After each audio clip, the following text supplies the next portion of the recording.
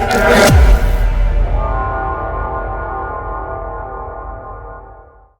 Direct issue पे बात करते हैं।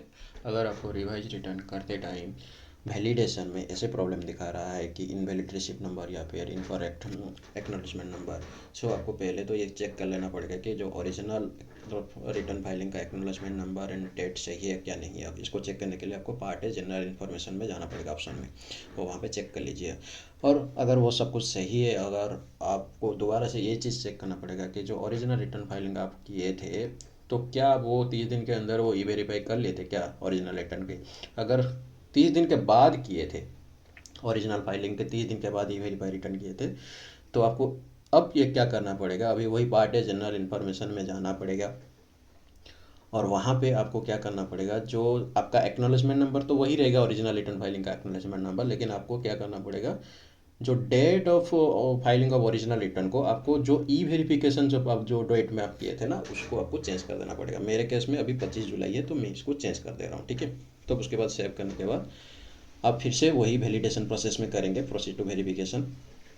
वैलिडेशन करने के बाद आपका क्या हो जाएगा, आपको सब कुछ सही हो जाना चाहिए, ठीक है। क्योंकि अगर आप 30 दिन के बाद ही ई वेरीफाई किए थे और जो ओरिजिनल रिटर्न का डेट है उसको आप चेंज करके ई वेरिफिकेशन का डेट डाल दिए, तो फिर आपका क्या करना पड़ेगा, जब आप दोबारा उसको वेरिफिकेशन में डालेंगे, वो डेट सही करने के बाद प्रीव्यू रिटर्न करेंगे, तो फिर आपका वो सक्सेसफुली वैलिडेशन हो जाना चाहिए। यहाँ पे आप चेक देख सकते हैं, मैं यहाँ पे प्रोसीड टू वैलिडेशन कर रहा हूँ और यहाँ पे मेरा वैलिडेशन सक्सेसफुल हो गया है, ठीक है। तो फिर यहाँ पे आने के बाद मैं यहाँ पे जब कर रहा हूँ प्रोसीड टू वेरिफिकेशन, यहाँ पे मेरे को कोई भी दोबारा से वो एरर नहीं दिखाया जा रहा है। यहाँ पे डायरेक्ट बोला है कि complete your verification, E verify now करने के लिए मुझे बोल रहा है, ऑप्शन शो कर रहा है। इसका मतलब है मेरा जो वो इनवैलिड जो रिसिप्ट नंबर दिखा रहा था वो अभी सही हो गया है। तो हमेशा ये एक चीज़ ध्यान रखिए कि आपको ई वेरीफाई हमेशा से इमीडिएटली कर देना चाहिए, ठीक है।